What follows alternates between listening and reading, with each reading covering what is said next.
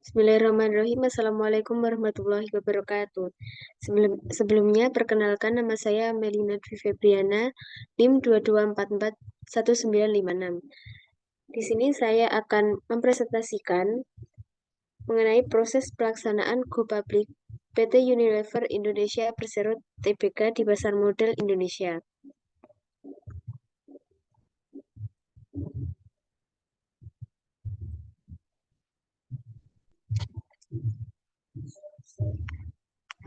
Yang pertama, saya akan membahas untuk definisi Go Public.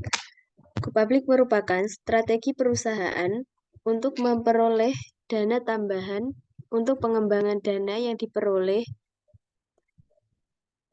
perusahaan. Go Public juga dapat didefinisikan sebagai penjualan atau penawaran sekuritas perusahaan, saham atau obligasi kepada publik.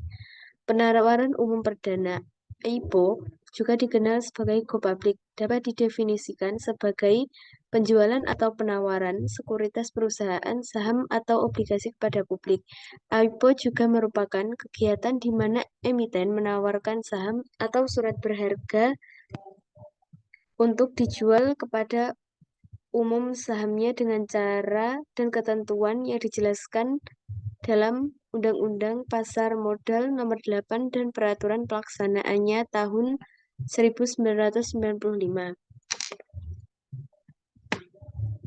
Di mana di dalam Undang-Undang Pasar Modal Nomor 8 Tahun 1995 tidak secara khusus menjelaskan mengenai istilah Go Public. Dalam hal ini dijelaskan tentang penawaran efek dan apakah saham dan obligasi termasuk dalam kategori efek. Perusahaan yang telah memasuki IPO diwajibkan untuk mengajukan surat permohonan pendaftaran ke BAPELK atau OJK untuk mendapatkan ekstrak yang efektif.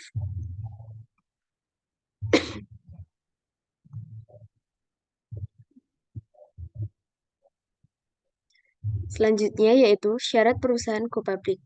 Syarat perusahaan Go Public yaitu diantaranya yang pertama, perusahaan Persero yang telah beroperasi minimal 12 bulan.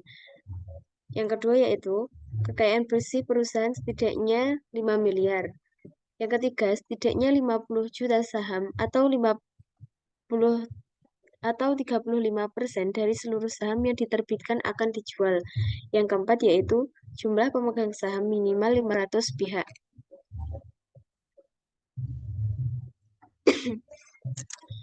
Selanjutnya di sini saya akan menjelaskan tentang PT Unilever Indonesia Tbk.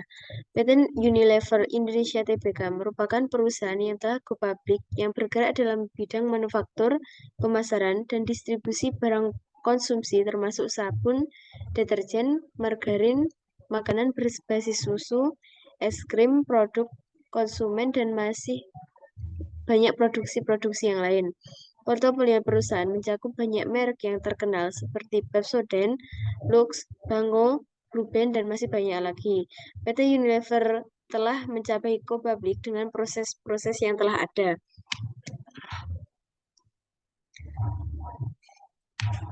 Di mana PT Unilever Indonesia ini telah menjadi yang terdepan dalam industri makanan terbesar di Indonesia. Selanjutnya, proses go public. Proses go public meliputi persiapan dan formalisasi dokumen. Perusahaan membuat tim internal dan pihak eksternal untuk membantu perusahaan go public menerima persetujuan RUPS dan menyiapkan dokumen untuk diserahkan ke Bursa Efek Indonesia dan OJK. Selanjutnya yaitu mengajukan permohonan pre-listing agreement ke Bursa Efek Indonesia. Ini merupakan permohonan perjanjian awal atau agreement ke Bursa Efek Indonesia. Agar saham dicatat dan diperjualbelikan di Bursa Efek Indonesia, perusahaan harus mengajukan permohonan saham dan mengajukan dokumen yang telah ditentukan, antara yaitu profil perusahaan, laporan keuangan, proyeksi keuangan, dan masih banyak lagi.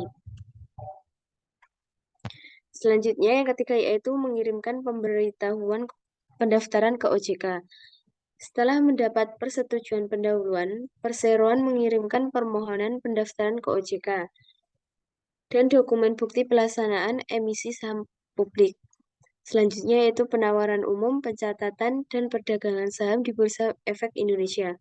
Penawaran umum saham kepada publik berlangsung dalam 1-5 hari kerja. Mengenai permintaan investor untuk saham melebihi jumlah saham yang ditawarkan. Investor yang pesanan sahamnya tidak dipenuhi harus dikembalikan kepada investornya kembali. Selanjutnya yaitu manfaat go public. Manfaat go public meliputi memperoleh sumber dana baru atau akuisisi sumber pembiayaan baru. Perusahaan memperoleh dana untuk pengembangan baik untuk penambahan modal kerja maupun untuk instansi usaha. Selanjutnya yaitu peningkatan nilai perusahaan. Perusahaan publik yang sahamnya diperdagangkan di Bursa Efek Indonesia akan membuat publik dapat memperoleh valuasi terhadap nilai perusahaan. Ini membuat sebuah perusahaan tidak hanya berproses pemberian pinjamannya yang relatif akan lebih mudah, namun tingkat bunga yang dikenakan juga bisa lebih rendah.